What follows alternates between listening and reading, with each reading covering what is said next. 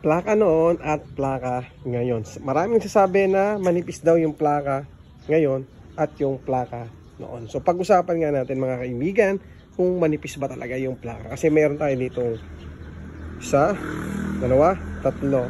Saka yung, ayun yung meron tayo pang-apat na motor. So magkakaiba sila ng plaka. So pag-usapan nga muna natin itong plaka na bago. Ito ay 2024 model na plaka. Ayan. Ito siya. Okay. So ganan yung pinaka plaka niya. Sabi manipis daw. Ito yung ating plaka ng 2024. At ito naman yung isang plaka natin na sa bago din. Ito ay, kung hindi ako nagkakamali, ay ito ay 2018. Yan. 2018. Yung isa ay 2024. Okay? So medyo matagal na rin yan. Hanggang ngayon, okay pa naman. Wala tayong nilagay na cover. Ayan. Ito lang yung alanganin tayo. Hindi lang matanggal-tanggal. At ayan. So hindi pa naman siya nasisira. Hindi pa siya nayuyupi. Nayupi man, pero hindi siya ganun nasira. Okay? So ito sa ating Honda Beat yan. Yung isa natin sa Honda Click yan. And ito naman sa motor ng utol ko. Yan. Ito yung lumang plaka niya. 2018 yung last registration yata nito o 2018 yung sticker. Pero nakarehistro na yan. And ganito yung plaka naman niya. Okay? Yan. Ito yung kanyang Honda Wave. Tagal na to. Ilang taon na to. So naisama ko na rin sa video ko kung gaano katagal na yan. No? Ito yung kanyang plaka na maliit. Yun yung malalaking plaka. Mga kaibigan natin at mga tropa natin. Ayan, maliliit. Ito maliliit. And then, papakita ko naman sa inyo yung plaka ng luma o yung kulay green naman yung plaka niya. Tingnan natin. Okay, ito yung plaka na kulay green at white yung background niya. Ayan o. Makapal ba o manipis?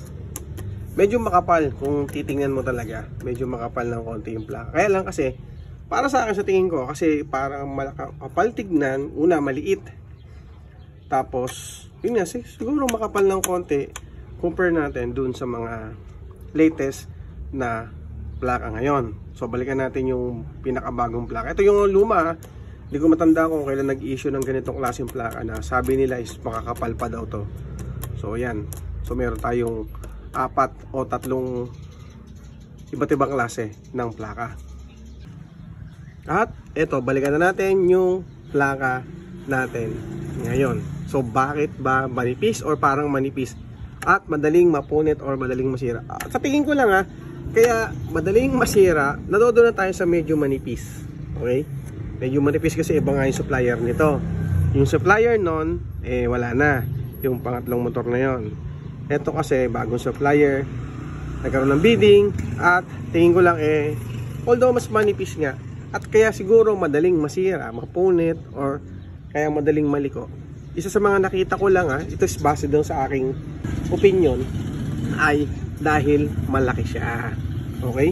So pag tinignan mo, sobrang lampas naman talaga siya dito sa ating ng motor. Tapaludo sa hulihan. Kaya konting madali lang, ayan madali siyang mayupi. Okay? Kasi dahil nga po siya ay malaki at malapad. Kaya po ganoon na nangyari. Pero tingnan nyo mga kaibigan, ito sa ating Honda Beat na yan. Matagal na yan. Hindi siya masyadong nasisira at hindi rin siya masyadong nayuyupi. Ginagamit naman natin siya. And ito, yan nga yung ibang plaka natin. Pinaka lumang plaka. Kaya hindi rin ganung madaling masira kasi ilang taon na yan. Tapos, yun, may crack na rin. Pero dahil maliit siya, hindi masyadong tamain ng mga riders or ng back ride or kapag nagpapark ka, hindi masyadong sumasabit yung plaka. Yun lang siguro nakita ko, opinion ko lang. Kaya mas madaling masira. Although nadodo na rin tayo sa manipis. Kaya lang, kung talagang sa tingin nyo is manipis, ingatan na lang talaga natin. Kasi totoo lang para sa mga rider natin dyan, ay bawal po maglagay ng kahit ano sa ating plaka. Bawal po maglagay ng pampatigas dito kahit protection, sabi nga dun sa patas. Bawal din maglagay dito yung malaking tornilyo, parang ganon. Yan. And cover, bawal maglagay ng cover. Tsaka yung mga accessories dito, kasi may QR code yan, so dapat ay hindi po natin nako-cover yan. Ganito lang ang po pwede nating ilagay o gamitin sa ating motor.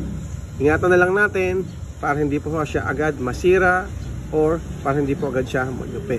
Ngayon kung sakasakali na nasira, humingi na lang tayo ng duplicate sa LTO. At syempre kailangan natin kumuha ng affidavit of loss or affidavit of replacement sa mga law firm office. Okay? So ayan mga kaibigan, pinakot sa inyo yung plaka noon at ngayon, kung ano yung pagkakaiba nila at manipis ba talaga o hindi. Ingatan na lang natin. Yun lang. Thank you.